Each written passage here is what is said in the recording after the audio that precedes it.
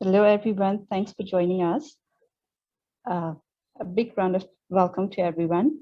Thank you for joining us for the 2021 UN South Asia Forum on Business and Human Rights. This is the session titled Leave No Worker Behind Towards Due Diligence for Home Workers in Textile and Leather Supply Chains.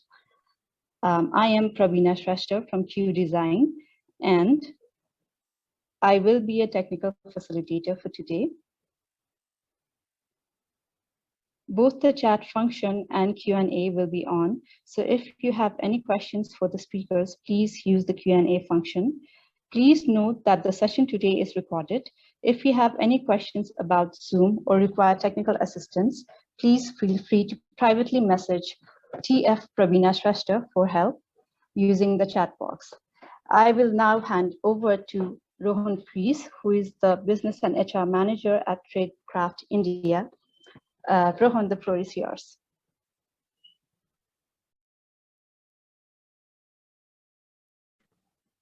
Thank you very much, Praveena. It's really great to be able to join the summit, join this side session, and draw attention to a particular constituency of workers that is often missed out of perhaps well-intentioned supply chain due diligence efforts, and as a result do not necessarily receive the benefits that the broader B&HR support systems that are emerging globally and indeed encouragingly so have to offer. We work, the partners that are mentioned here, with support from the European Union. We work with home workers, who are a constituency of workers that is largely female, and work in many parts of India and in other parts of South Asia as well.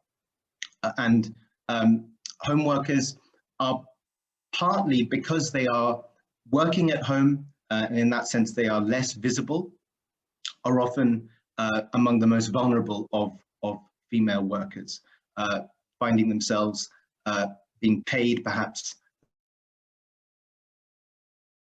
the lowest of all women workers, if not among the lowest, and typically without an employment relationship, which is so important to be able to actually negotiate any kind of good terms, or what we may call decent work, as the ILO, and we're fortunate to have Bharti with us today from the ILO, have developed, and others have also taken forward.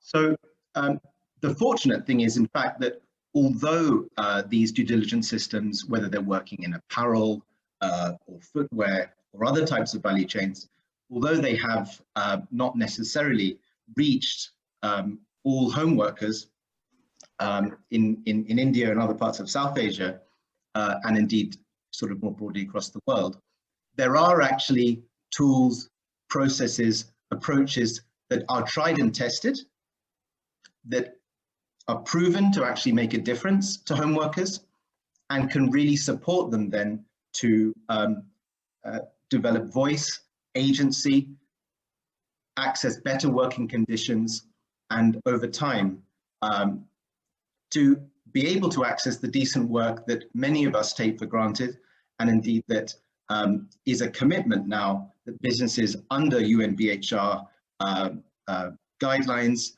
under frameworks such as the OECD due diligence guidelines, under other guidelines which are sort of supported by ILO as well in terms of the home worker policy that they have advised states to take up, that this actual ecosystem does exist, and really what we would like to invite collaborators to do is to engage with it and to think about how we can work together to improve conditions for home workers.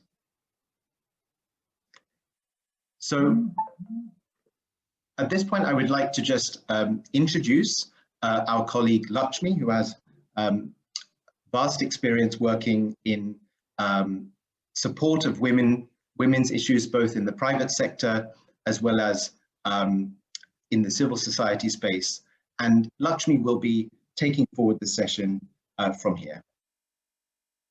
We will move with the session. The first session is really, we're going to get in different voices today, which are going to give us the varied perspectives on the importance of informal workers, particularly women workers and home workers. And as a world which is in the state of various levels of transition, it's important that we pay attention to these large numbers of women who are very often in the most vulnerable parts of the supply chain. So it's great to have this opportunity to bring everybody together and then to get started. So without any further ado, I now call upon Bharti Birla, who's the Chief Technical Advisor, ILO, for South Asia and CO for India. She'll tell us a little bit more about what DWT and CO means and about the varied roles that she plays. Bharti's been a great support for this work and has been very hands-on in terms of both policy, advocacy, as well as on the ground operations for a number of years on these critical issues.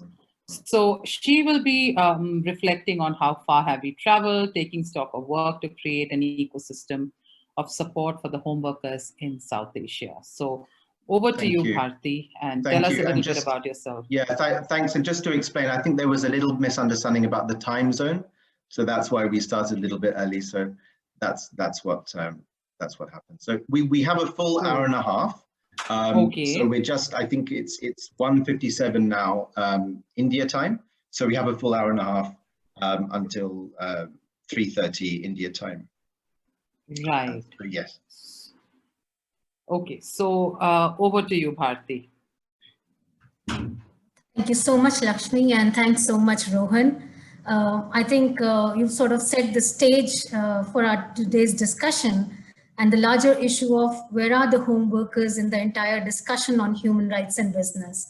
So I'm going to present a few things from the ILO side, and the idea is that these deliberations and our discussions actually come up with an ecosystem which enables decent work for these invisible and hidden workers. What I'm going to talk about today is how far we have traveled and taking a stock of what the situation is currently and how do we really create an enabling ecosystem for home workers in South Asia. I'm very happy that Traidcraft is organizing this session with support of EU, and all the partner organizations are also here. So together, all of us have to work towards it because no one can actually do this alone. I am the project manager for Sustainable Global Supply Chain projects in South Asia. It's an ILO Japan project. And ILO Decent Work Team for South Asia caters to South Asia.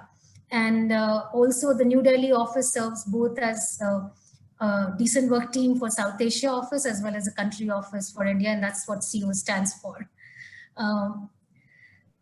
Before I start talking about home workers, let's take a look at how many home-based workers are there. And then we will discuss why figures for home workers are not really available, which is going to present the real data on home-based workers. So as of 2019, as per the ILO report, there are 260 million home-based workers globally. And this is a substantial number. This forms around 7.9% of the global employment.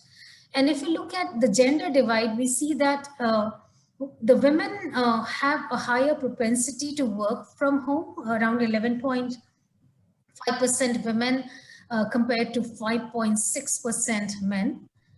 If we look at different countries and where the home-based workers are spread, this graph sort of tells you the countries where the population of home-based workers is more than 15% compared to the overall employment. And this is in 13 countries. In over 21 countries, this percentage is between 10 to 15% of the entire workforce. So, which clearly puts a focus on the need to work for home-based workers. Now, the question is, why are we talking about home-based workers and not home workers? So let's look at a little bit of difference between what home workers are and what home-based workers are.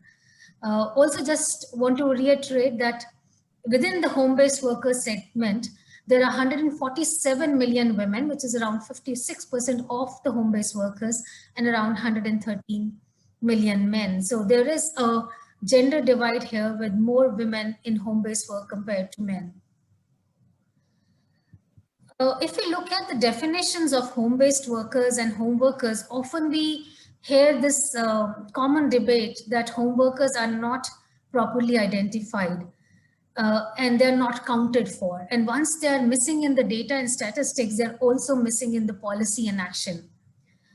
Just to give you an example, if we look at different kinds of home-based workers, we have first independent workers, workers who work, produce, and sell their products in the market or their services in the market.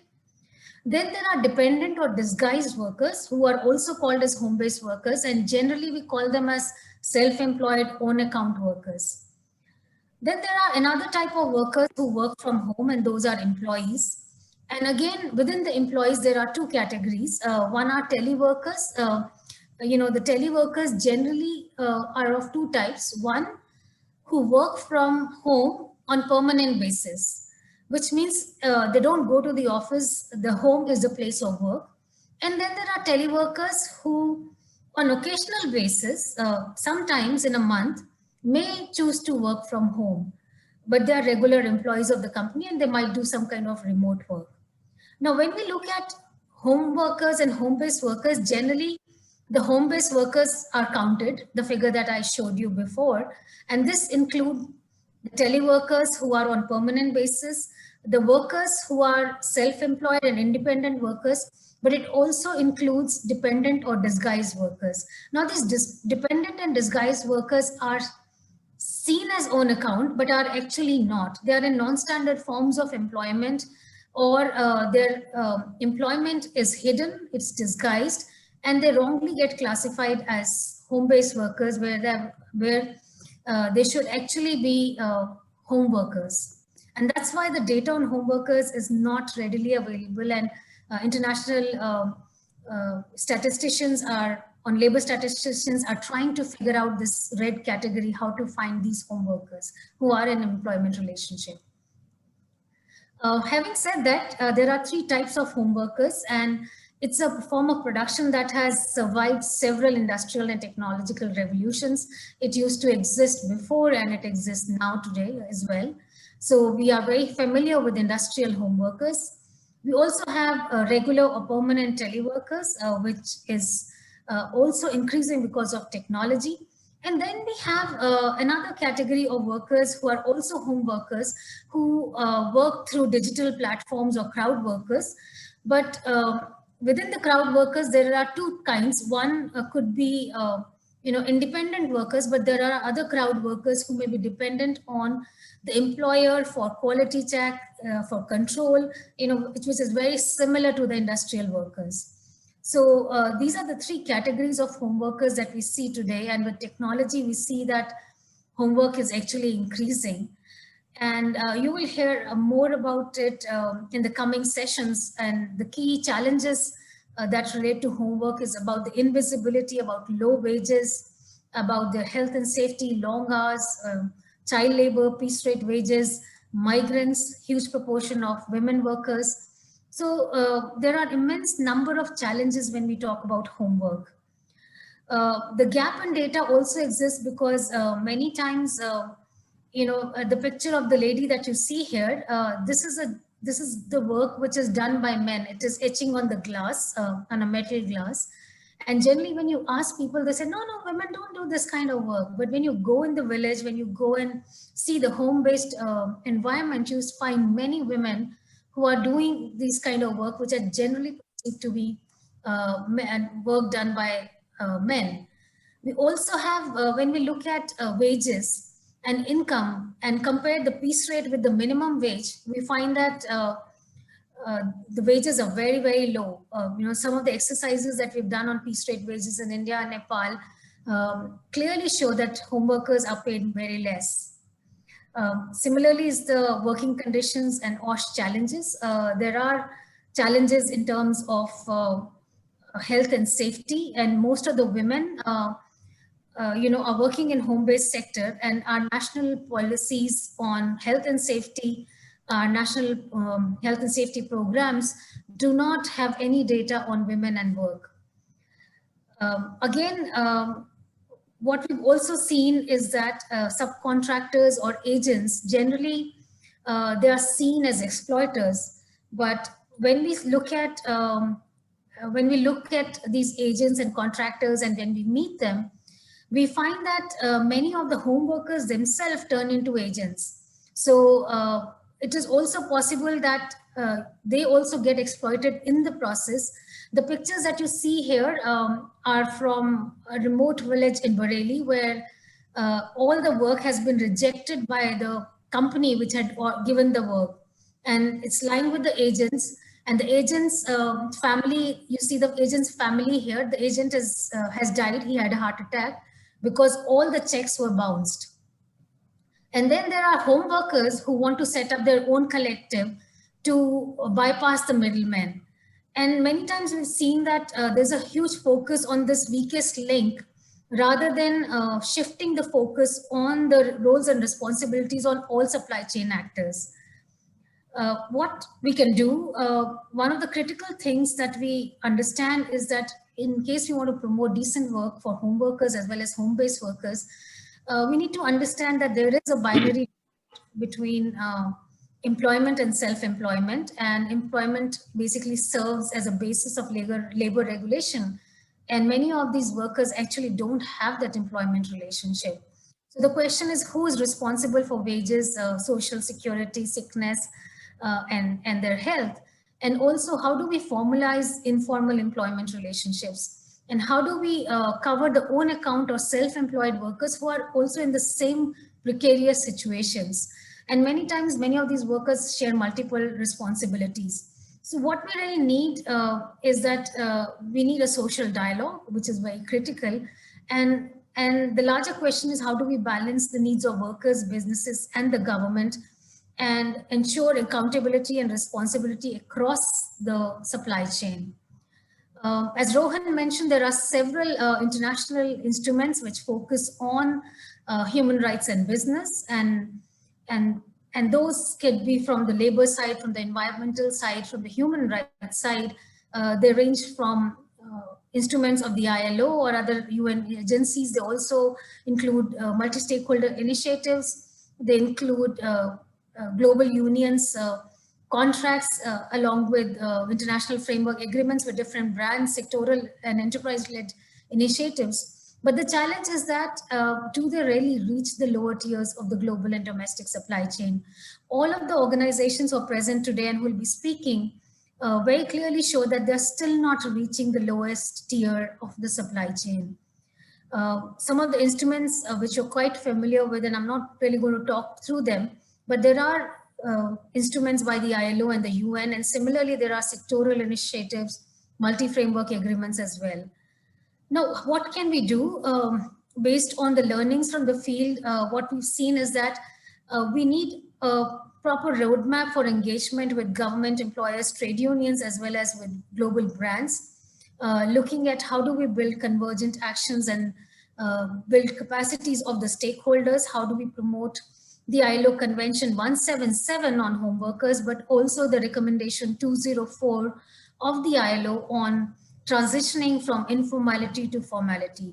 What we've also seen is that community-based interventions are very, very critical because they give us an example, they help us innovate and learn lessons on how do we need to move forward.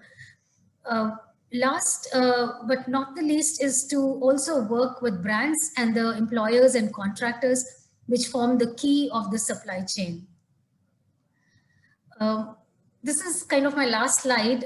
What we've seen and what we've understood is that the role of the state is very critical when we're talking about home workers and home-based workers.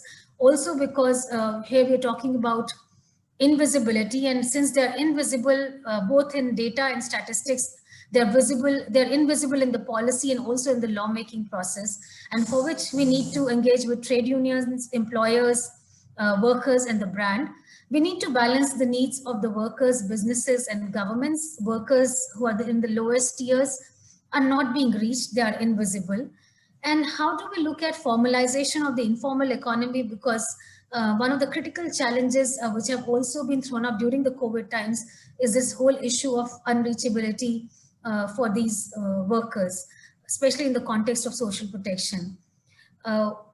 We really need the global agenda and mandate to actually come to the national level, and creating horizontal and vertical linkages of the existing structures within the countries, and having a more inclusive approach and a multi-pronged approach to work towards enabling visibility for home-based workers. Last, I just want to say that home worker has existed for centuries, and it continues to be very important today, even I think even more important after the COVID. So this focus is very much needed for enabling decent work for home-based workers. Thank you so much. Thank you so much, Bharti. As always, to the point and very, very clear. So Bharti is very clearly outlined where the gaps exist and, what is required. Now we have to begin to look at, how do we get to what is required through sort of the various, ideas and thoughts that will be shared. There will be a Q&A at the end, Bharti, and others can put questions to you. Also, if questions do come in the Q&A or chat box, feel free to, answer them online. So thank you once again. And now we move on to Smita Singh. Smita is the Senior Project Manager Delegation of the EU to India, and has been a huge, she's played a very critical role in supporting the issue of home working through the Hidden Home Workers Project. That's something others will talk about more. But we are very, very happy to have Smita with us, and she's going to be sharing the European Union's efforts to promote responsible supply chains, human rights, and sustainable development in South Asia. So over to you, Smita. Thank you. Thank you very much, Lakshmi. Good afternoon, everybody. I'm Smita Singh. I'm very happy to be speaking here at this platform, and thanks to Traidcraft and the project on hidden home workers that the EU is supporting, together with Homenet South Asia and home workers worldwide. So on the European Union side, I would just like to take this platform to highlight that EU has been taking responsible businesses and the responsibility that lies on the businesses very seriously, and we do not see it indispensable or in isolation to any activities or initiatives that the EU is supporting. As a part of European Union's external actions of support in Europe and outside Europe, promoting and supporting responsible business is key. We ensure that the human rights aspects, the environmental aspects are always assessed when the European Union is considering support to any project, and that is and really I can say that from the highest level of the EU authorities, that this is something that is very crucial in order to be, kind of answerable also to the European Parliament, the European government, that in no way should any Europe-supported action be leading to any kind of abuses to home workers or any other way. So just to highlight the European Union's commitment, the EU has been supporting the ILO conventions. The European Union has been supporting the European principles of responsible business, the corporate social responsibility, and also business and human rights. So, I mean, you would all agree that, there have been different terminologies which has been used by development partners. When we started, we started with, say, corporate social responsibility being, something which all businesses should commit to. And the European Union has been supporting very, very many projects in India, in Asia, which are aimed at capacity building, to creating dialogue, to businesses understanding their consequences of ignoring important aspects such as informal home workers. And through this hidden home workers project that I'm very happy to be associated with, and managing this on behalf of the EU, we have seen that these sector of informal communities remain unnoticed till we reach an unforeseen and unpredictable scenario such as COVID-19, where we saw that nobody knew how to deal with workers, as Ms. Bharti highlighted, sitting at home, whether they were being paid. Suddenly when we had a lockdown and businesses stopped functioning, who were the people who were impacted the most? Were these informal communities. And with example of the Hidden Home Workers program, again, I can say that the EU was very flexible to adapt its program outline to ensure that whatever could be done to reach out or to benefit these informal workers in the garment sectors, in the footwear sectors, we helped bridge the gap to reach, the government schemes. In short, they had basic ration to take care of their needs, considering losing their wages for months at stretch would be very, very, harmful to them. So I think COVID-like situations highlight even more the need for businesses to be responsible and to take ownership of their commitments to responsible businesses. Now here, I would like to also stress on a few, global outlines or policies that the European Union has introduced over the past years, which the EU ensures are kind of taken care of. One example is the timber regulation of 2010, which sets out due diligence requirements to prevent the sale of illegal harvested timber. Second is, the non-financial reporting obligations that businesses have. This is, I'm talking in Europe, that they have to disclose how many people are involved in the projects, or in large companies, in banks, in insurance companies, and their obligation to report on environment and social issues, including due diligence processes, the adverse impacts also that their policies would have had. The third regulation that the European Union has, this was Trade for All, which was launched and adopted in 2015, where EU trade and investment policy, it sets out commitment for promoting human rights and responsible business standards. And this is on trade and sustainable development, and also links to the free trade agreements that the European Union endorses with a lot of third countries, where these human rights impact due diligence it forms a significant part of those agreements that the European Union undertakes.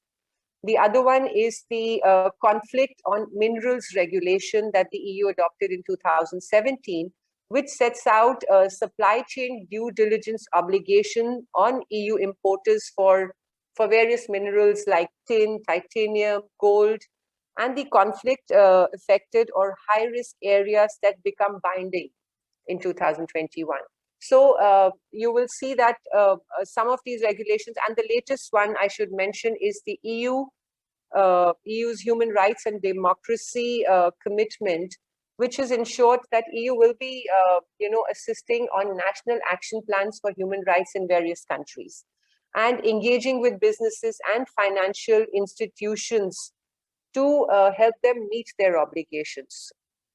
In this context, the European Union, in its Green Deal mandate, has also promoted a circular economy mandate, where we ensure that everything from waste management to obligations to global supply chains, they are all integrated, and there is a commitment on disclosures, on due diligence. So, I mean, just to say that, I mean, again, coming back to the COVID example, we have seen that, you know, I think to start with, businesses have to be convinced on the role that they can play to reaching these vulnerable communities as the informal home workers. And I think today in the panel we have different you know, sectors represented, and you will all agree that you know, one thing is that people should be made aware. Firstly, they should acknowledge that what is the supply chain consisting of, where are the people coming from. Sometimes we've seen that even businesses are oblivious to this, you know, to the tail ends, where are they going. So we all should, I think, work towards this due diligence process through the various projects. Donors like the EU are supporting you know, projects where we are raising awareness amongst businesses, amongst civil society, amongst the home workers themselves, who are kind of made aware on what their rights are, how should they practice their rights, also using digitalization, I would say, as one of the key tools to empower these informal home workers. So European Union has been using various, I would say, modes and tools to build this capacity in the supply chain. We've, I can mention here that EU, in partnership with UNDP, is supporting an Asia-level project on business and human rights.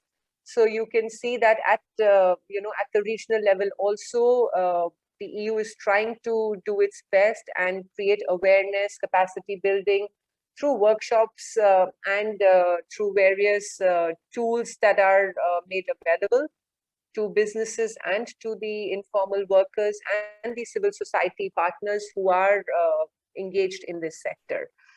And I would just like to end here by saying that EU is committed to promote responsible businesses at you know, the level, at the regional level, as well as all the markets that EU is supporting outside Europe.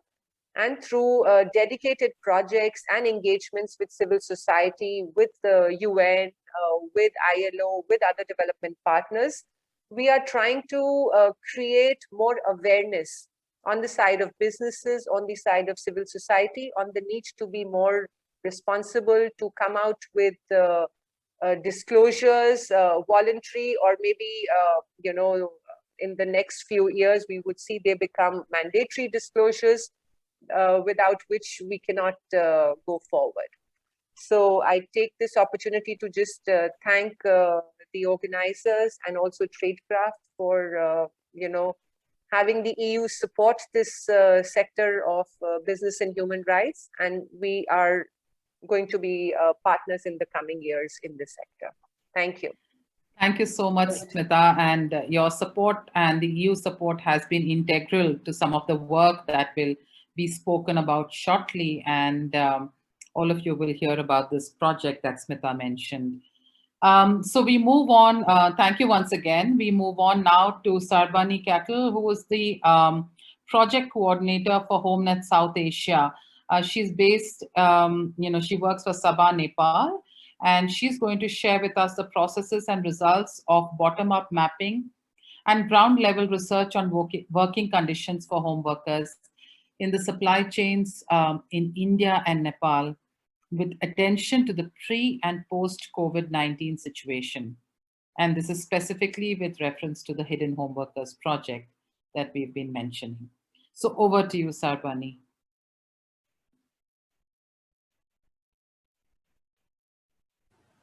Thank you, Lakshmi, for the introduction.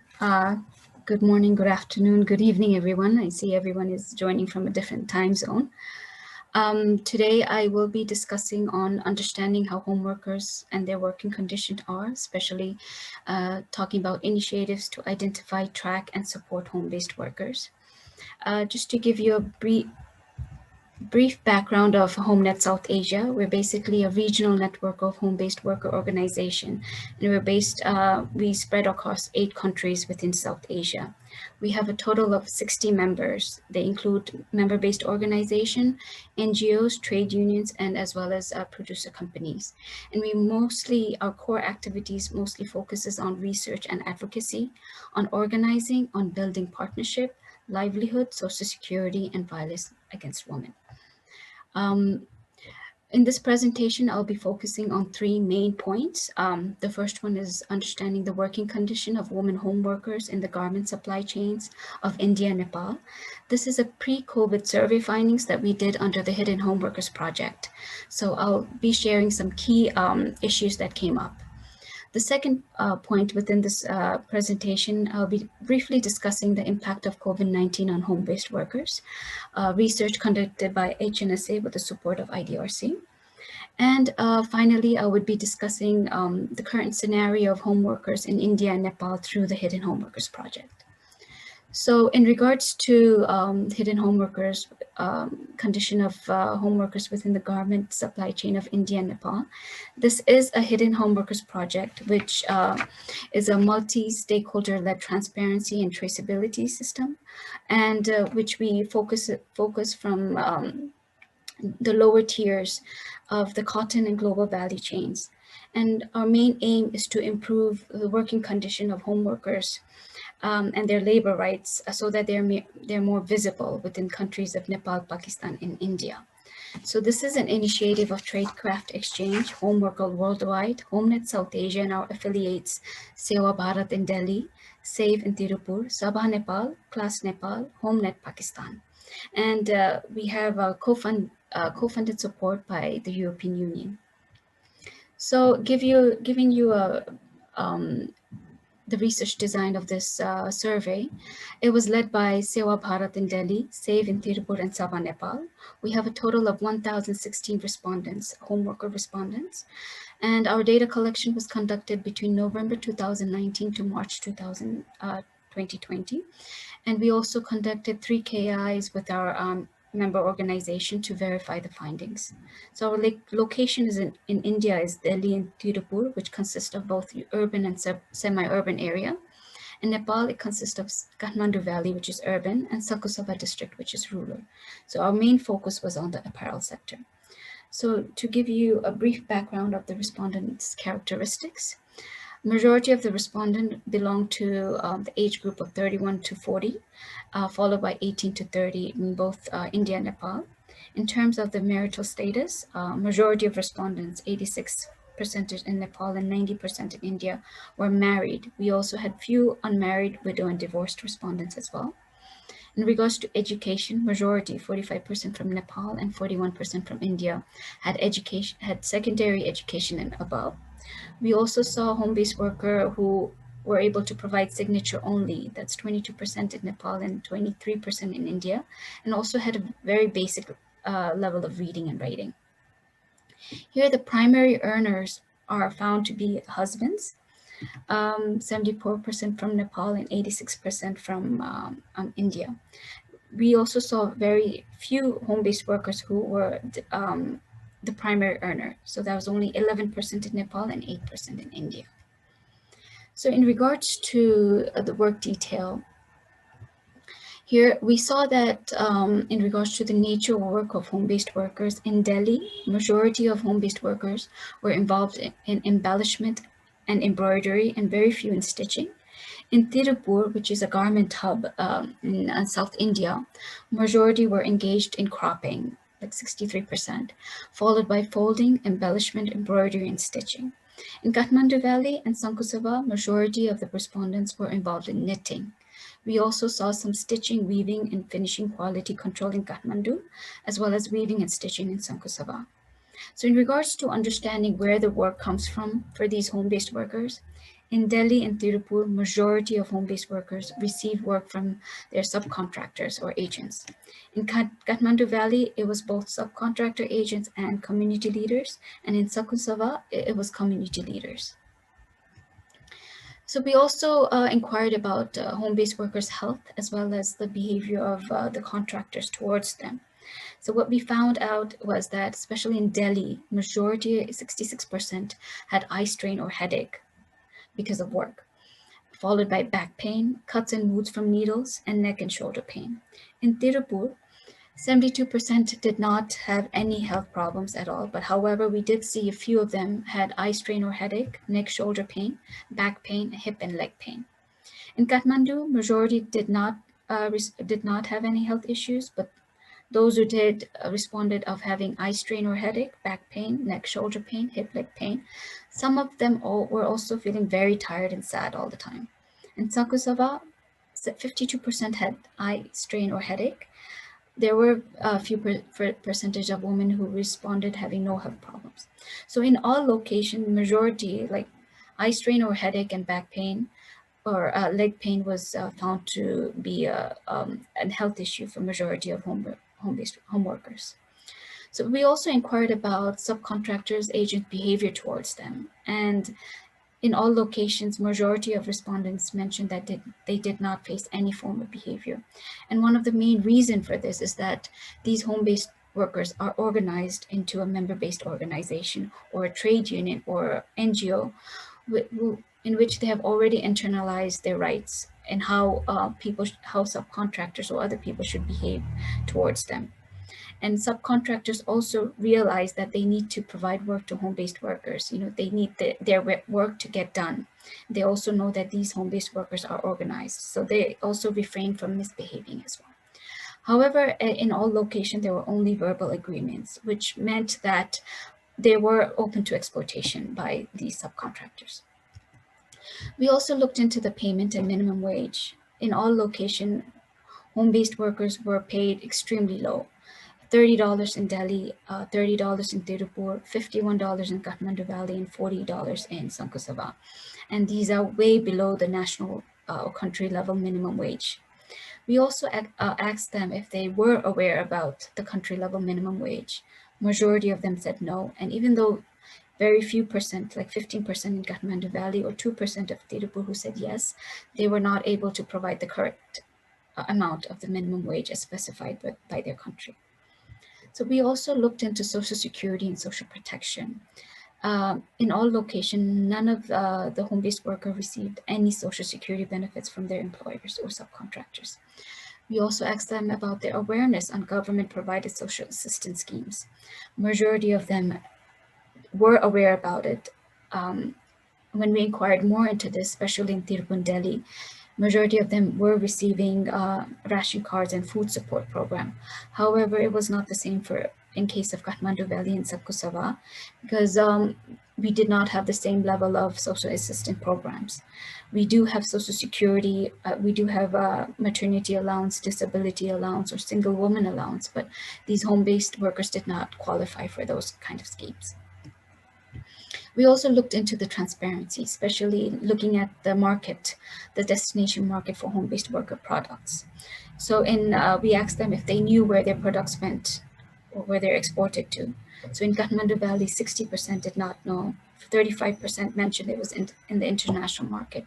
In Sankhussava, 69% did not know, however, 16% did say it goes to the international market. In Delhi, majority of them mentioned international market, and Tirupur, 97% mentioned that it's local market or small shops. So we inquired more on this in regards to Tirupur because it's a garment hub. We know from secondary sources that majority of the brands outsource their work in Tirupur. So we found out, our data collectors found out from looking at the labels that home-based worker work on, and from the 150 labels identified, it was found that 32 labels were of those international brands. Also, when we further inquired from those home workers who knew where their products went to, especially the international market, they were not aware about the brands that they produced for or the country where the products were exported to. So there was a lot of transparency gap when we did this data collection. My next point in this presentation is understanding, just a brief understanding about the impact of COVID-19 it has had on home-based workers.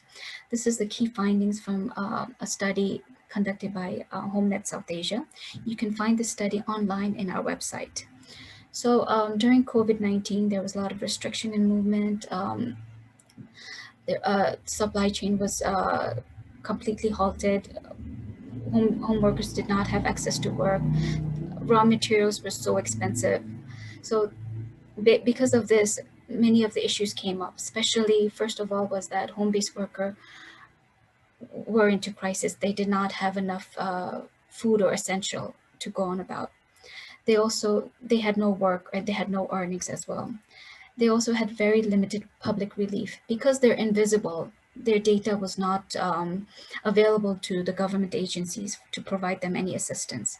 So they were not able to access some of the relief programs by the government. And also they were dependent upon family savings, this very poor savings that they had. They had to pawn their assets, and they also had to increase borrowing from the family or money lenders. So home-based workers were especially those working in supply chain, were extremely affected by the COVID-19. However, there was things that worked. So the first one is the leadership of organization catering to these home-based workers. Home-based worker organization did their best to support home workers. They provided them relief materials. They linked them to government programs. They provided psychosocial counseling. They assisted them in livelihood support. Also, because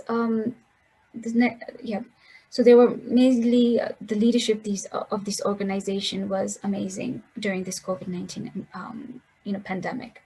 The second point was that those home workers who were engaged in cooperative or producer companies were better able to recover, because these cooperative and producer companies had links with local government, with different organizations, different factory, in which they got orders to make PPPs, PEEs, and masks, and all essential items that were required during the COVID-19. So they were able to provide work to home-based workers.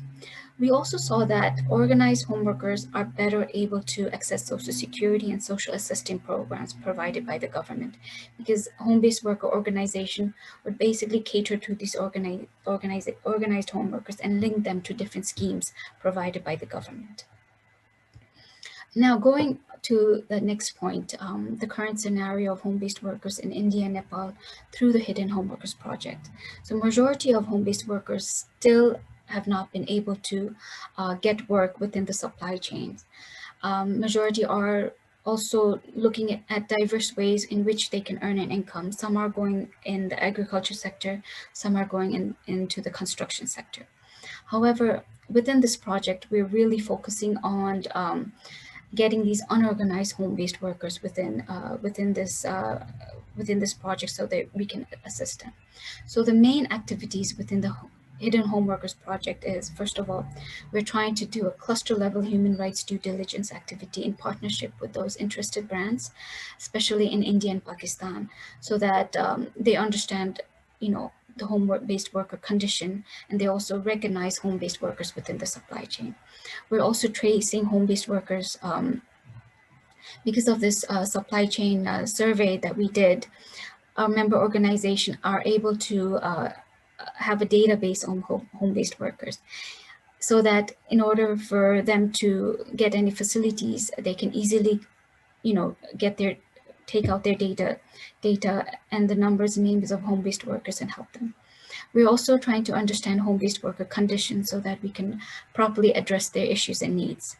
So some of the major activities that we're doing is organizing unorganized home workers and linking them with these home-based worker organization or trade unions or non-government organization.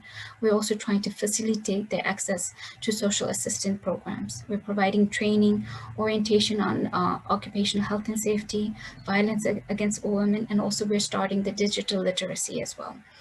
We're also in the process of supporting access to basic services like water, sanitation, and we also striving towards visibility of home workers, especially towards policies, campaign, and advocacy. Like what Smriti had mentioned, we also, because of the funding from EU, we were able to provide emergency relief support to home-based workers, also provide COVID-19 awareness, and also support their livelihood. So within this project, we're really stressing for the organizing part and creating access to social assistance program, and also helping them get different forms of training so that they're better aware about who they are. So yeah, this is the end of my presentation. Thank you so much. I'm really happy to answer any questions or queries you have in the chat box. Thank you, Sarbani, for a very concise presentation. You can chat with Sarbani now if you have questions, or otherwise after Lucy's presentation, there will be a Q&A as well. So thank you once again, and we move on to the next section today. I'm very, very happy to invite Mr. Shyam Agarwal, who's the General Manager and Chairman of Radiant Expo Vision, which is a supplier who works with a number of home workers. It's not very usual to be able to bring a supplier into a human rights forum so openly, and we are very, very grateful to Mr. Agarwal to agreeing to come and sharing his journey. With him, because his is a very interesting story, we are going to keep this in a very simple Q&A format where we'll put a few questions to him and he's going to answer that.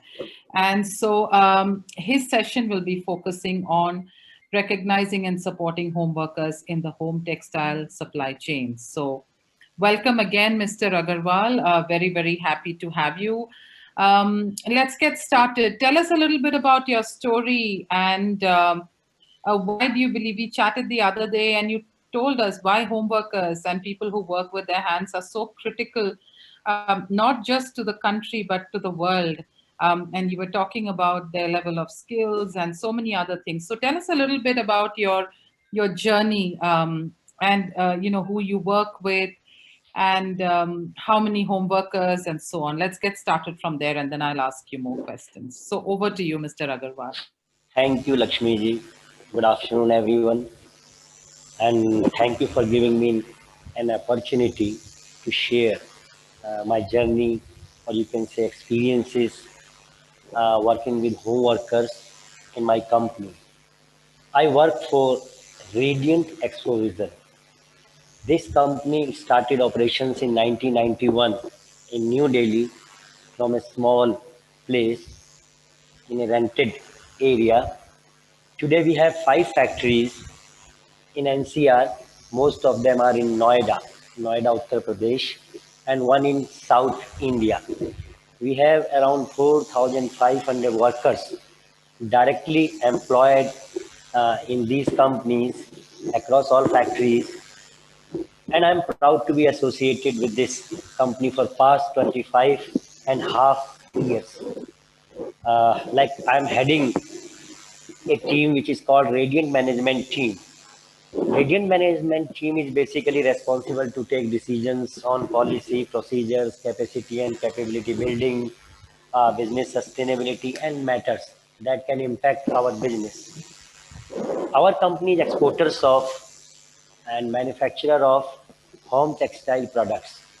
We are doing basically bed linen products like quilts, sham, bed skirts, comforters. Then we are doing living room products like cushion covers, curtain, throws, and then kitchen linen items like hand glove, pot holders, apron, table linen like tablecloth, table mat, table runners. We do toys, we do fashion accessories, we do wall hangings, we do also bags, etc. So basically, all these products needs lot of home working. We have around 3,750 home workers, 3,750 registered home workers that work on our products in 4 states. And it is spread in around 100 square miles. There may be more than 200 villages where these workers are working on our products. You see, most of our products are designer products. These products basically need lot of embellishment works, and this is our strength. I can say that these home workers are adding values to our products, and these products are so attractive that we have almost in last 10 years increased our turnover by 10 times. Even during COVID-19 time, our products were selling very good in USA and Europe. And during that period also, we were able to sustain our business and were able to give businesses to our home workers. That's very heartening to know, sir. And of course, we will continue to have many conversations with you. But for the purpose of this, so that's a vast networks. You have 3,750 registered home workers, Right. in 4 states. Now, tell us a little bit about the worker initiatives that you have. You mentioned you've been working with Nest, on the behest of some of your brands. And while you are telling us a bit more about the work you're doing, also do refer to the registration and the complaint system that you shared the other day. So it would be very interesting for us and our audience to hear about that. Honestly speaking, informally, we started working with these home workers to improve their working conditions almost 5 years back. At that time, there was no pressure from any of our brands. So we were doing all these initiatives at our own. Means we wanted to develop them. We wanted to Right. develop their skills. We wanted to help them. We wanted to support them because we understood that these people are very important for our supply chain. And today or tomorrow, it is going to become risk for our businesses as well. So just in 2018, one of our brand had introduced Nest. Nest is a non-profit organization. It is based in USA. And then our brand had, means we accepted our brand's request and started working with Nest. We were doing all basic things. For example, we knew how to register the workers, home workers. We were trying to map all the home workers in our supply chain.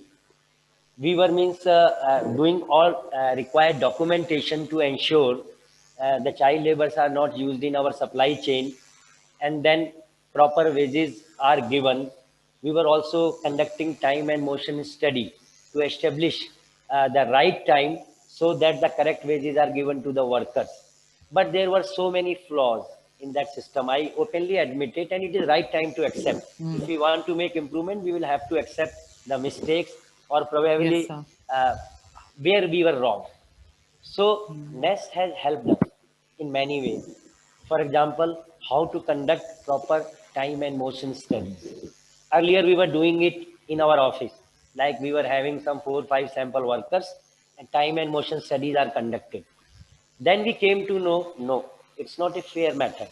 We will have to go to home workers' place, identify, for example, if we are conducting TMS motion study with 6 workers.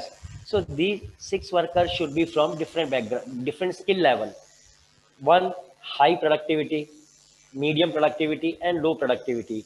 So we will identify, or we will find out the average time of these 6 workers, and that should be the exact time considered to give them the wages. Secondly, maintaining like their records, documents. You see, advanced management system was not very strong earlier. We were maintaining the passbooks. These passbooks are issued immediately to the home workers whenever they are registered with us. These passbooks are having information about their rights, complaint management system, how much pieces are being given to them, how many pieces are collected, what is the price of per piece, what is the total wages, and ensuring that the wages are given on or before 10th of every month.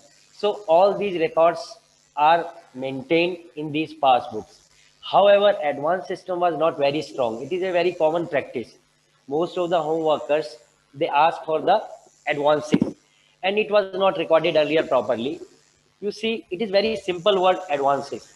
We know the risk associated with advances. Sometimes these workers take a huge amount from the subcontractor, or maybe the group leader, and then the workers can be forced to work without wages until they return the entire amount, or you can say in lieu of interest of that amount.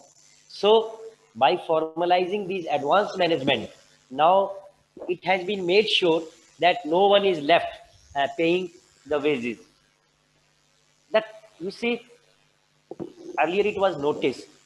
I was asking a question from Sabrina. I wanted to ask a question. Why it is a hidden project? So the same question came in my mind. Probably they have used the word hidden because they know that these home workers are not very vocal. They are, they may be scared to talk to anyone about their problems, issues. For example, if the correct wages are not given, and if they make a complaint to subcontractor, or maybe directly to our management, like we are the principal employer, and if they make a complaint that we are not getting proper wages, probably they may be discriminated. Subcontractor can stop their work, working with them, even if they complain about the wages are not given in right time, or maybe calculation is not correct. So we had developed a system of complaint management. You see, every passbook has three numbers, three cell phone numbers of principal employer, like radiant compliance team number. So if anyone is having any complaint about the wages, about the time and motion study, about the misbehavior, or any kind of discrimination, so they can make direct complaint to radiant compliance team. Then we have clearly trained them, educated them how their grievances or complaints will be handled. For example, if anyone complains, first of all, they should be assured that their name will not be disclosed. Our compliance team is trained how to handle these complaints or grievances.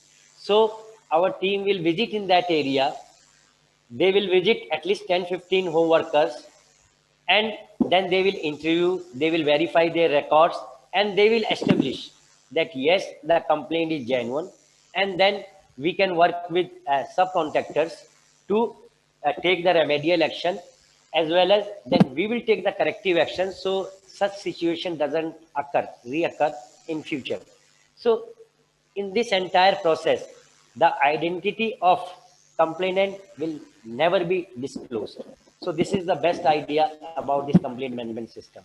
So they are not victimized, they are not discriminated. So Yes, with sir. this aim, yes.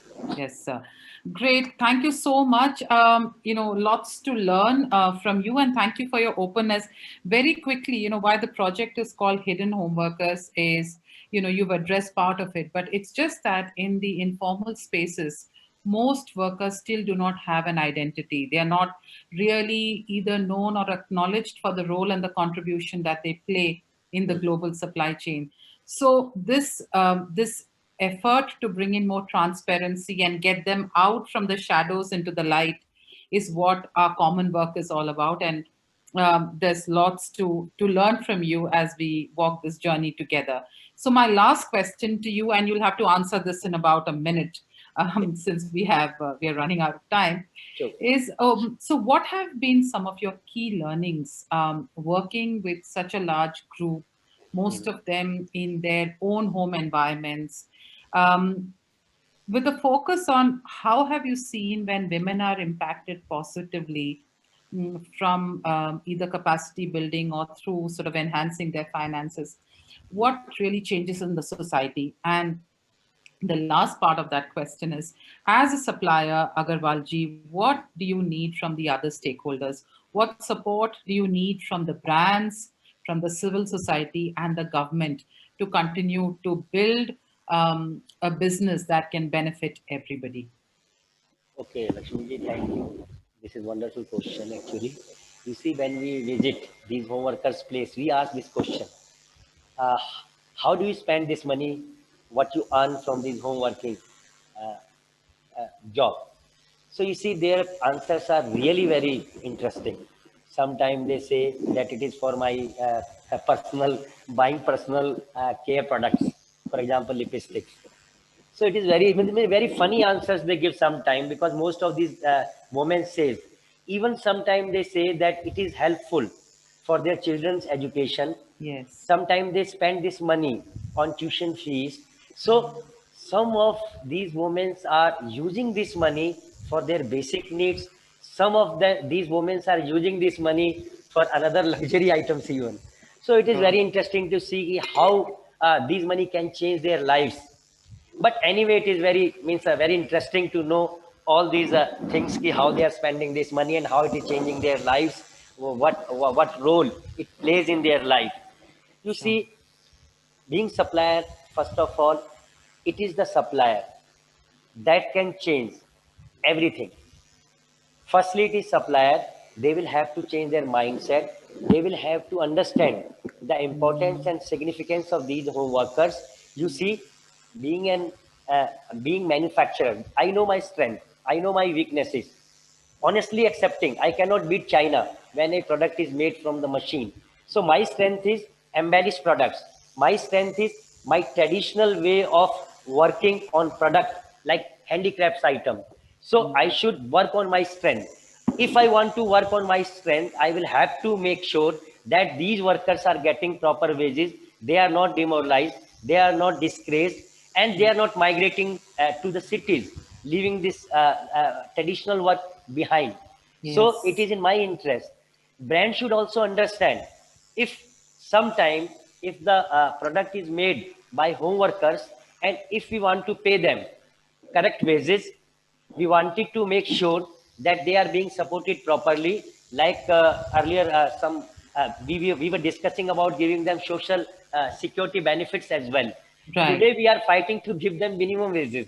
But sometimes it happens that brands go behind. They say, oh, no, no, no, no, no. If the cost is coming high, so we will shift to the machine products. So ultimately, the brands are not supporting.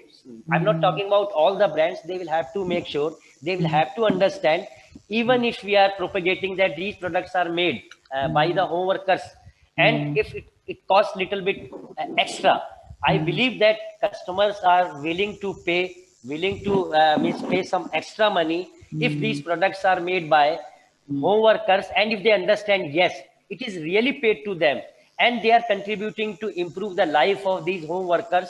So definitely brand can also contribute to Yes. these things. And government, of course, Yes. government has to strict, they will have to make necessary changes. Even minimum wages are not implemented honestly. There is no monitoring agencies, Yes. those who are means participating in this process and ensuring. So I believe that even government can provide them markets. You know the concept of hearts. Unfortunately, the hearts are Yes. there, but the actual profit is not going to the workers, those who are making that product. In between, there are Yes. intermediaries. It is being sold at very high cost in these hearts. So we should make Yes. sure, government should make sure that the profit goes in the hands of the real home workers, those who are producing that goods. So everyone can make sure, contribute, participate in this process. And yes, it is true. Together we Yes. can make any changes. Alone, probably not.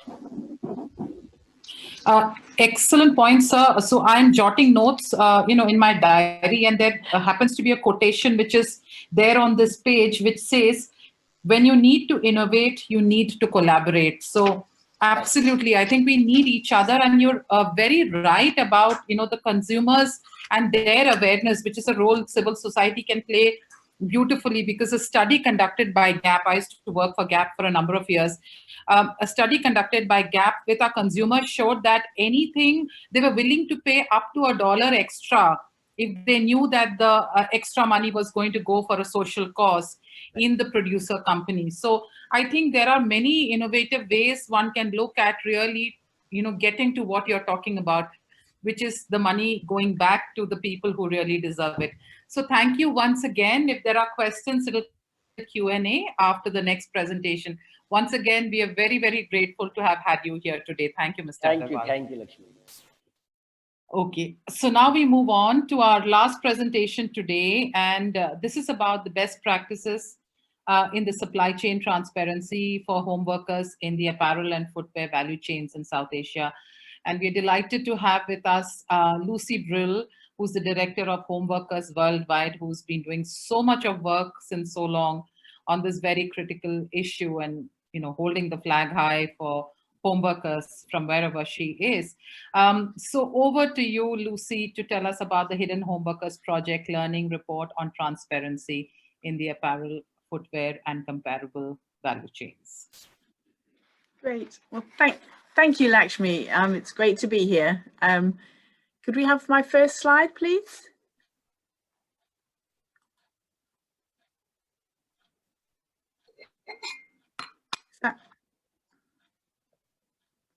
Yeah, I have to trust that it's there. Yeah, I'm sorry, I can't see. Okay, well, it's great to be here today, and I'm proud to be part of the Hidden Home Workers Project, working with Traidcraft Exchange and Homenet South Asia, and with our local partners in India, Pakistan, and Nepal. And I'm going to talk today about a piece of research that we've done that's been to produce a toolkit that's aimed at working with suppliers like Mr. Agarwal and brands to improve transparency and working conditions for home workers within global supply chains. That's the next slide, please.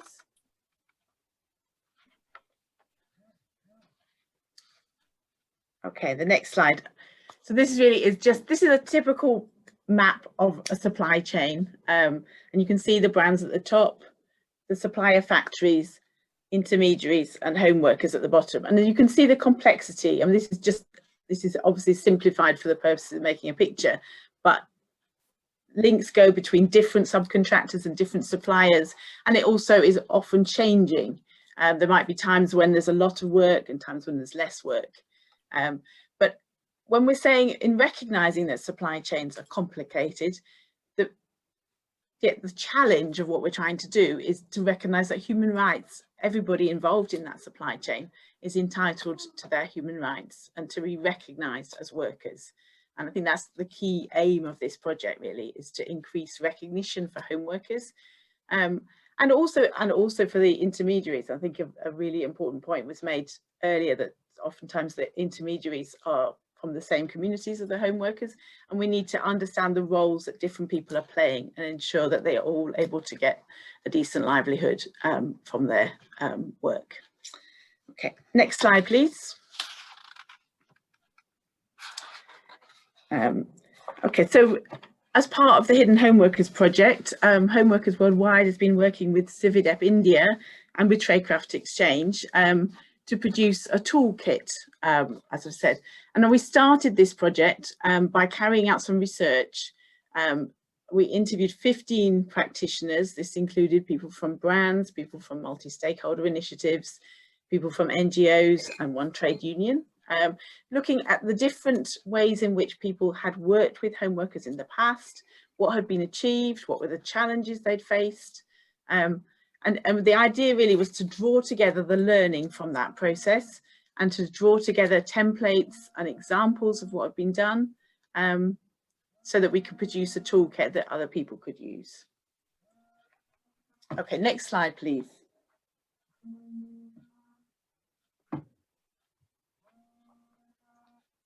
So I'm just turning off there. Okay, I'll just go I think Bharti covered a lot of this slide, but really just to say, as she explained, it is really difficult to measure dependent home workers within supply chains, but there have been attempts by civil society organisations to come up with estimates.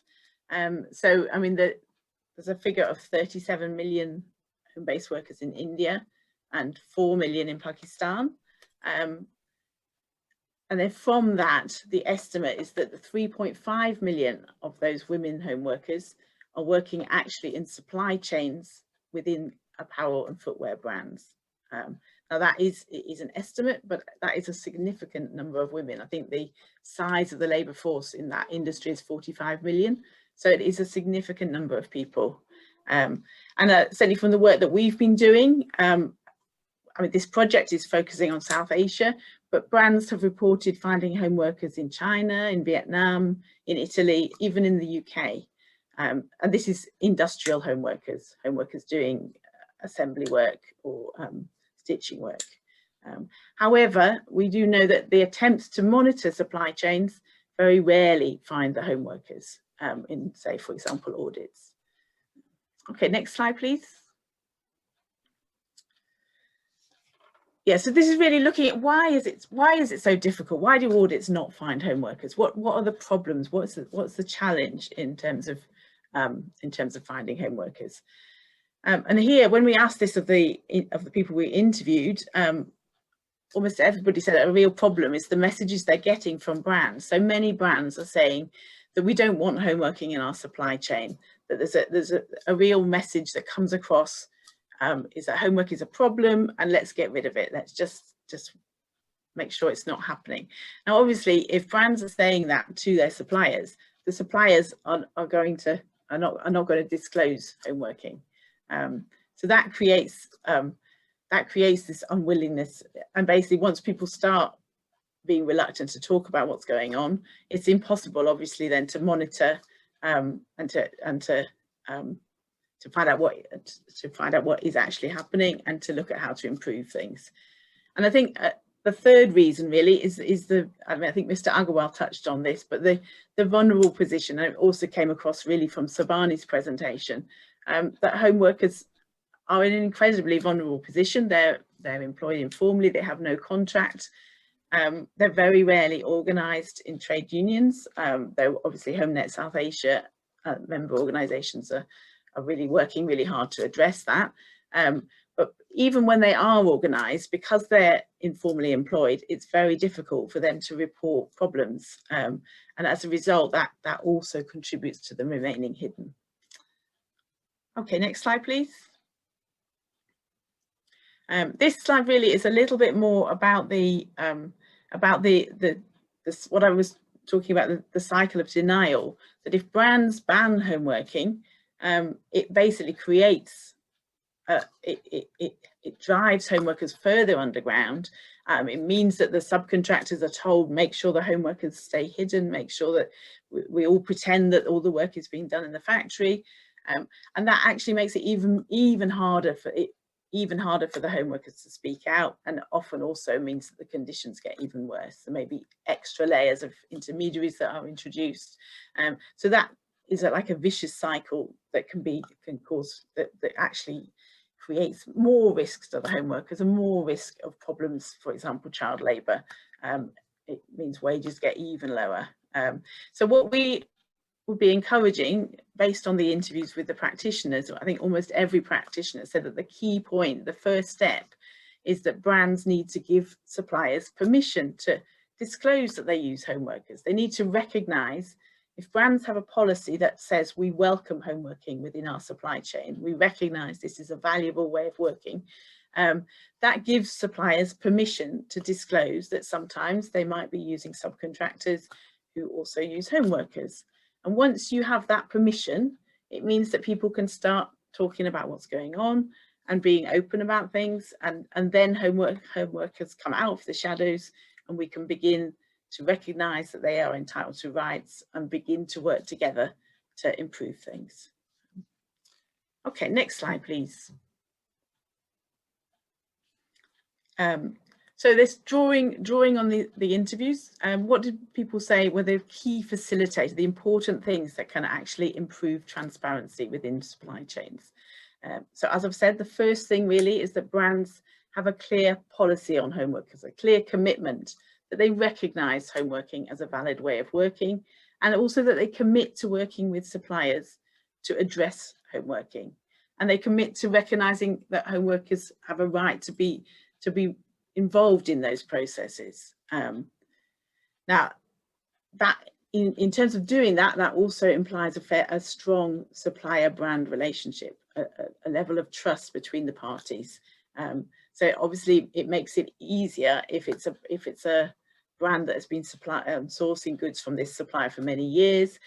Also, if the products are something that is a solid part of the supply chain, it's likely to stay within the supply chain. We know that, and we did some work on leather footwear, and we worked with a brand on a shoe that was sold, that was a back to school shoe. So it was sold, they knew that every year they were going to have lots and lots of families wanting to buy these shoes for their children. So it was really important to them that that product remained seen as an ethical product, and it also gave strength to that relationship.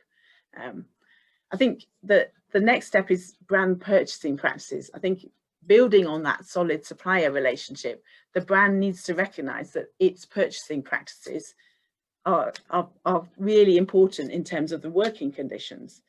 So I think Mr. Agarwal mentioned about if you're going to be doing time and motion studies, ensuring that home workers are entitled to the minimum wage, that will inevitably put a small amount of money on the purchasing price, and that needs to be coming down the supply chain in the purchasing practice.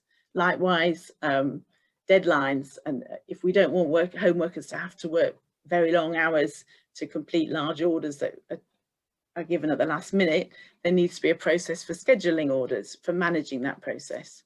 Hi there, Lucy. Just coming in here. I think there is some there's some blurring, I think, in the slide. So what we'll try to do is just to refresh that. I think Rabina from the team is going to do that now. Okay, so that great. it'll be clear to everyone. Yeah.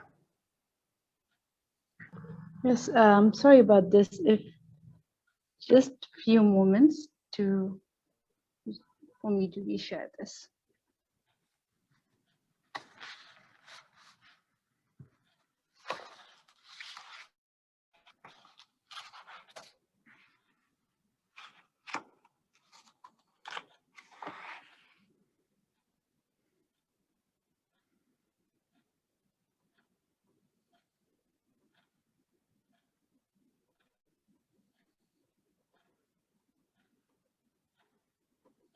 It's still not brilliant, is it? Yeah, how's the quality looking now?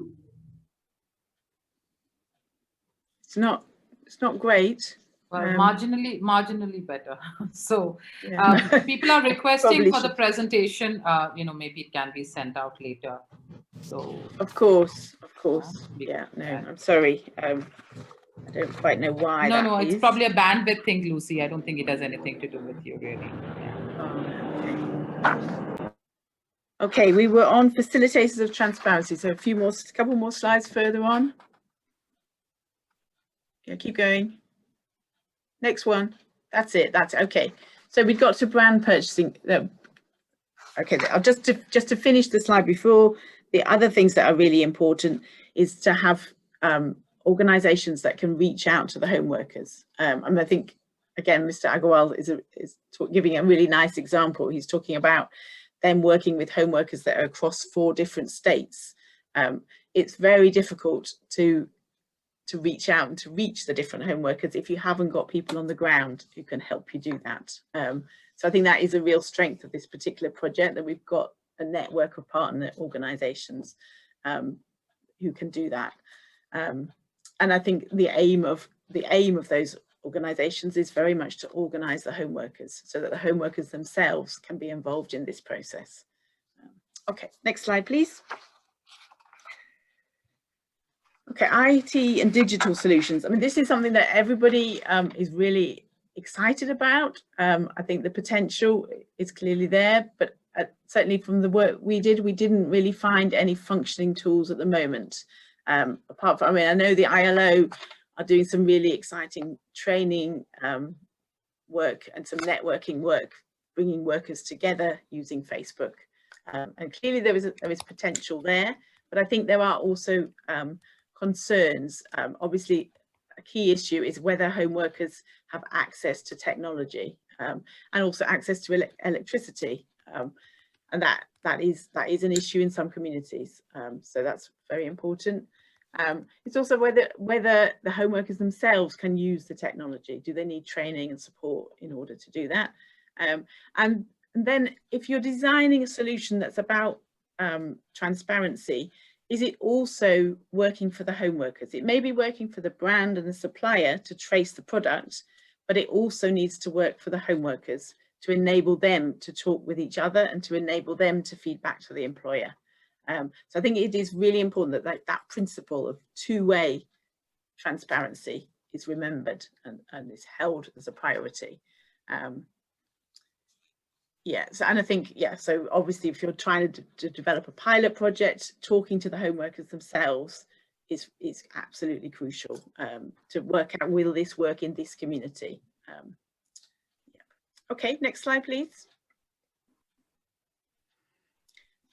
Okay, so really this is some of the lessons that came out of this study. That there are practical tools, there are some really good examples of how people have improved transparency within home worker supply chains. So I guess the important lesson to get across is that this is not impossible to do, and it can be made to work, and can be made to work efficiently, and it can actually improve the business relationships and the quality of the product. However, it does take time. It's a trust building process, and having a credible local civil society partner is really important. That can also be because there's often issues around gender, as many home workers are women, but there also may be issues around caste, for example, particular communities that may be doing particular kinds of homework, or religion, so leather footwear, for example. There's a lot of people from the Muslim communities, so that having a local partner who's aware of some of those issues is really important. I think working collaboratively, if you can get a situation where more than one brand will agree to work together, that obviously increases the leverage and increases the ability to support the suppliers. And again, having more than one supplier to work together can make it more, you know, it's very difficult if an agent is getting work from some 2 or 3 suppliers. If one of them starts developing a registration system, but he's not doing that for the rest of his work, then it obviously is not going to be very difficult. Yeah, the importance of the home worker policy as kind of opening the door, really, as enabling people to start talking, enabling the home workers to recognise themselves as workers. I think that policy is really important. Multi-stakeholder initiatives can also have a role here. Again, partly about bringing people together, enabling that collaborative approach. And I think, again, a little plug for the Hidden Home Worker Project. We are here for the next 2 or 3 years, and we're really keen to work with brands and suppliers to build on the practice that already exists, but also to develop new best practice. So to take this work forward. Okay, next slide, please. Okay, these are really, the next slides are very, I'm just going to run through them quite quickly, but it's just to give you an idea of the different areas of work that are included within our toolkit that we will be publishing very soon. So we have, for example, templates on home worker policies. Once you've got a policy, what do you do with it? How do you ensure that your suppliers take it seriously? So one brand, for example, produce a questionnaire of all of its suppliers about whether or not they use home workers and subcontractors. There's then a process of mapping the supply chain. So once home working is disclosed, you would be asking the supplier to be prepared to map that supply chain, to work with your civil society partner, to get in touch with the different intermediaries that may be involved, and ultimately to reach the home workers and find out what is going on at the moment.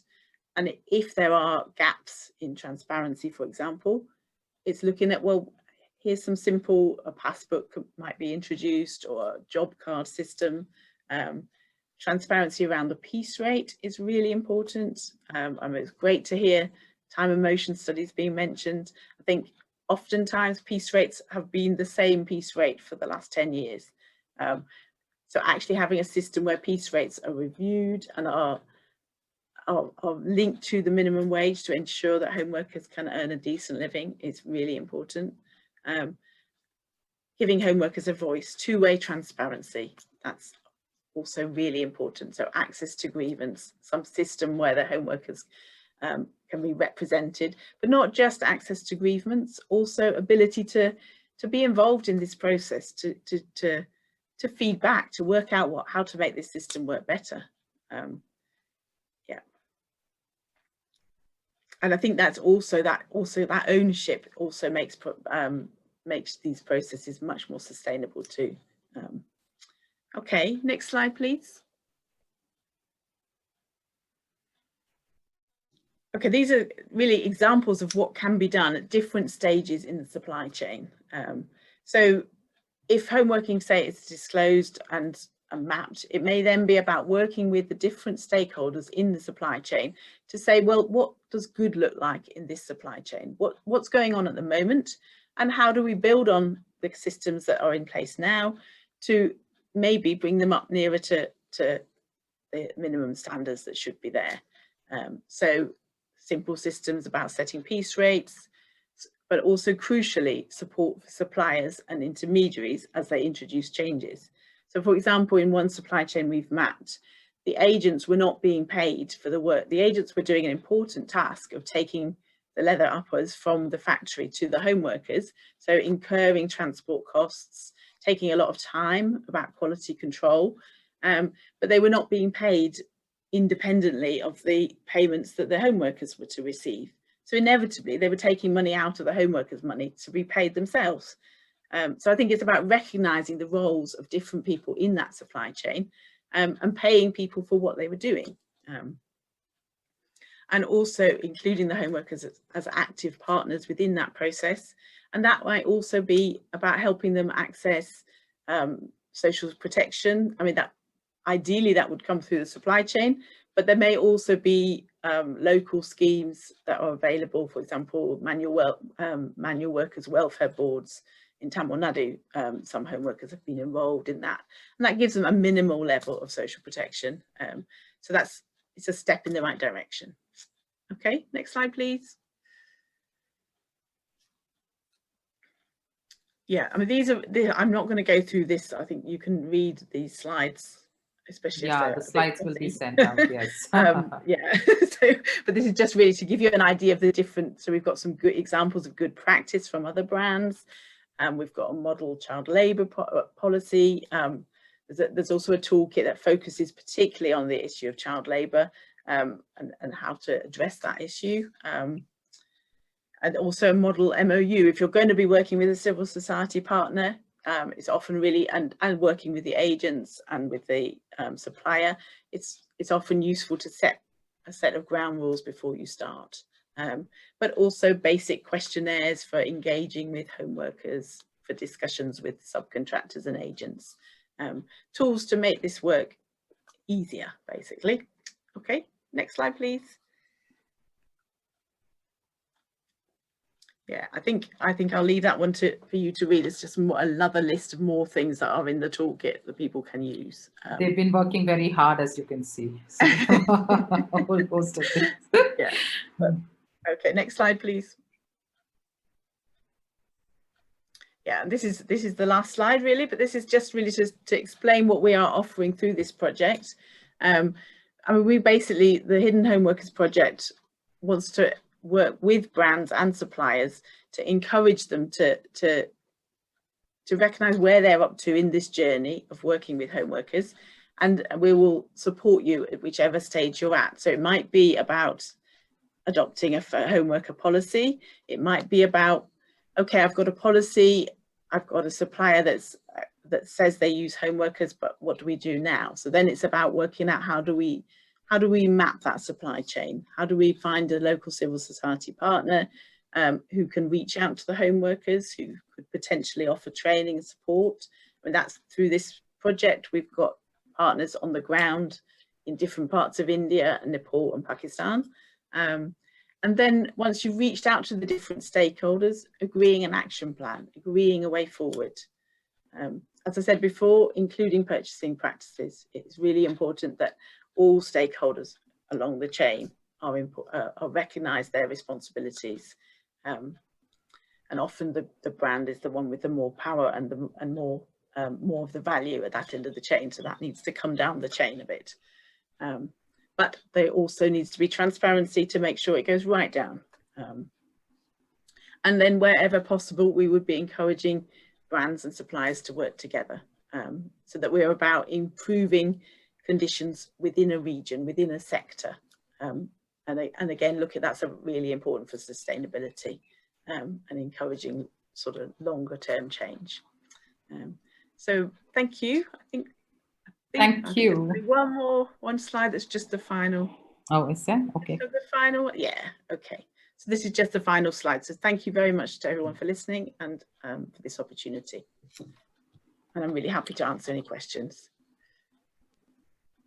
Thank you so much, Lucy. And, we will share the slide during the Q&A, the contact slide. So I know there are people who want presentations and, they want to know more about the resources availability and so on. So the last slide can, or Rohan may have another slide which he can leave on when we get into the Q&A part. Okay, so we have a couple of questions here, and I'm going to take this. This was addressed to Lucy, but maybe Sarbani can also chip in. And this is from Marilyn Bettis, and the question is, how can you, and also how did you support livelihoods for the workers during pandemic? So if you want to have a go at this first, Lucy, and then maybe Sarbani can talk a little bit more. Yeah, I mean, I think the situation of the pandemic, and obviously the lockdowns and also the way in which many brands cancelled orders, that obviously had a massive impact right down the supply chain. But I think it's important really it highlighted the vulnerability of home workers. So I think in a way it brought out that risk. I mean, home workers largely had no access to social protection through their work. They're not entitled to PFI schemes or any social insurance. And many are also migrants, and so it finds it even difficult to access even the subsistence schemes. I mean, I'll pass over, I'm sure Sarbani can explain a little bit more about the ways in which Homenet South Asia and the partners have responded. Sure, thank you, Lucy. So in terms of livelihood, what I mentioned in the slide is that many of the home-based workers who are organized into a producer company or a cooperative, they have been able to access the livelihood opportunities from the producer company, because they're getting orders from local factories, from international organization, from from local domestic brands to make masks and PPEs. And also through the Hidden Home Workers Project, co-funded by European Union, we also set aside some funds that we provided to our member organizations such as Sewa Bharat Delhi branch and as well as Sabha Nepal, so that they could also support some of the home-based workers who are really in dear need of some wages and through the livelihood program. So it's from both either through a cooperative or producer companies who are able to get orders from different sources. They're supporting their members and providing job.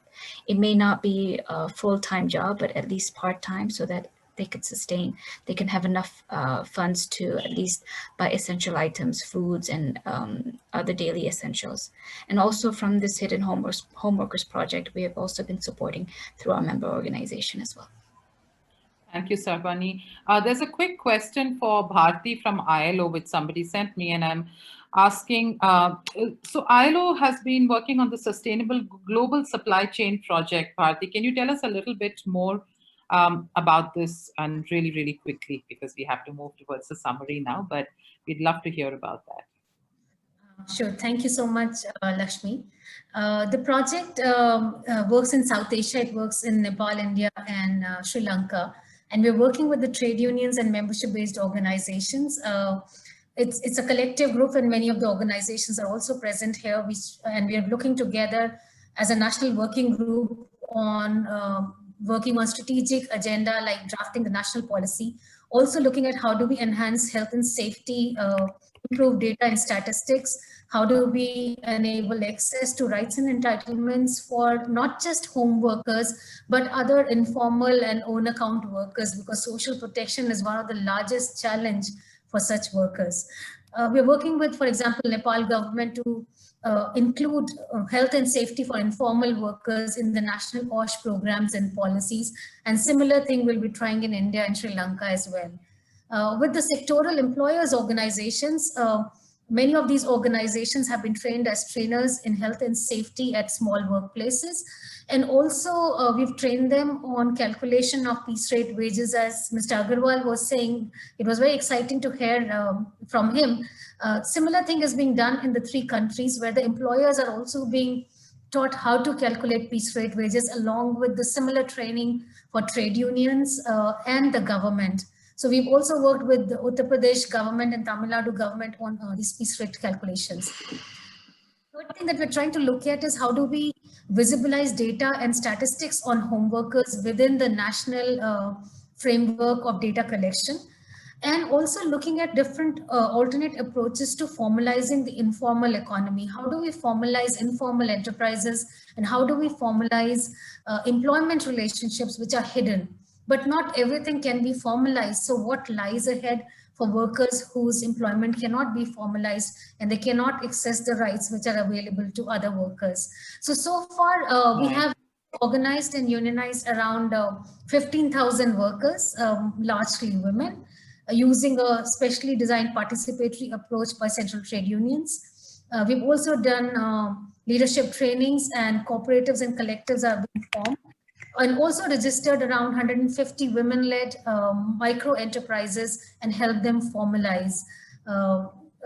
And this has all been done using a tripartite mechanism of social dialogue. And some of the state governments and Nepal government are taking this forward using a tripartite plus approach. So these are some of the things that we've been also working with the brands to see how we can take this forward. Some of the issues that Lucy mentioned.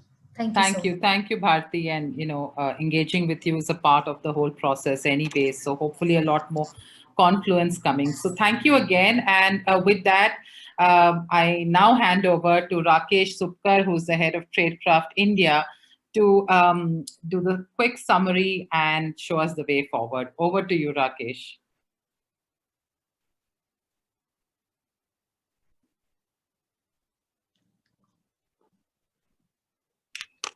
Rakesh, you're on mute. Hi, yes. Thank you so much, Lakshmi, and thanks to all the panelists for the very engaging discussion. I think all the participants, for the various questions that they have asked, and the engaging and the patient listening. I think it has been a great engaging session. We started, of course, with Bharti representing the ILO, sharing about the widespread nature of home-based work and informal work, the different range and the profile of home-based workers, and what kind of issues and challenges that they face, she also alerted us to the various global conventions that reiterate the rights of the home-based workers and the informal sector workers, and what the different stakeholders, including the state, including the business, the local level suppliers, all how they can contribute, and how it is important for all the stakeholders to come together to look at the issues and challenges faced by the home workers to address them. And then following Bharti, of course, Smita from spoke on behalf of the European Union, and she shared the EU's commitment to business and human rights, and how through their efforts they want to ensure that there isn't any violation of anybody's human rights in the operation of any of EU's programs or any of the businesses that the European businesses are, or the operations of the European businesses. The various initiatives that the European Union has been contributing to, its supporting, which is looking at bringing in multiple stakeholders to address the issues of informal workers and home workers. It was really reassuring to see the commitment from global organizations and support organizations to the rights of to the human rights of informal and home-based workers. And then we heard from Sarvani from the Homenet South Asia Trust, and who was also representing all of their member organizations who all directly work with home-based workers. and she shared with us about the working conditions of home workers before the pandemic hit them and the various challenges that was facing them. The impact that this pandemic of COVID-19 and the lockdown and economic recession, what kind of an impact it had on the home-based workers, and of course the current scenario of how we are looking at addressing them, how Homenet South Asia with its member organization is trying to address some of their issues across India, Nepal, and Pakistan through the Hidden Home Workers program. We had the great pleasure of hearing Mr. Shyam Agrawal from the Radiant Export as a supplier, and it was really good to hear somebody who demonstrated that it is quite possible for commercial business enterprises to engage with home workers, to recognize home workers in their supply chain, and work with, for his own company, he demonstrated, how they're working with 3,750 home workers. They've got registered across 4 states in India, and how they've been able to put in place a complaints management system, transparency around advances, around wage payment. So it's really an exemplary piece of work, and I hope a lot of other small and medium enterprises can follow this lead, and brands that are working with these with suppliers and exporters would allow for experimentations on this, so that there is greater transparency around homework. And of course, we heard from Lucy from the Home Workers Worldwide and the Hidden Home Workers Program on some of the best practices around recognition of home-based work and ensuring their rights. She spoke about how complex the supply chain is, and how recognition of human rights should not be sidelined because of the complexity of the supply chain, and how different stakeholders working together and using transparency tools. And one such example Lucy provided in terms of the toolkit that the Hidden Home Workers program is developing, which is coming out soon, and how that can be adopted, and how the brand's policies, a transparent, engaging system with their suppliers can go a long way towards us recognizing the rights of the home workers and making the situation of the home workers improved. So what this session has really demonstrated to us all is that it is indeed a very challenging part of the supply chain, looking at informal workers' rights, and they're looking and creating transparency on very complex part of the supply chain, especially in the tier 3, tier 4, or the lowest tier of manufacturing. But what we have also seen that it is with the cooperation of different stakeholders involved, it is very much possible to make a change, to bring transparency, to bring to keep the rights of the home-based workers, the informal workers in place. And that is what the Hidden Home Workers program is trying to do. We have provided some of the contact details of the partner organization of the Hidden Home Workers program. For any questions or any queries, I would like all of you to get in touch with us. We'll be very happy to respond to your queries. So I'll probably stop there. Lakshmi, apologies that we have run over by a few minutes, but I'll hand it back. No, thank you. Thank you, Rakesh. You brought it together beautifully, and this is an ongoing work. So we invite all of you to be a part of this journey. You have the contact details. Stay in touch. Thank you to the UN Human Rights team for this opportunity.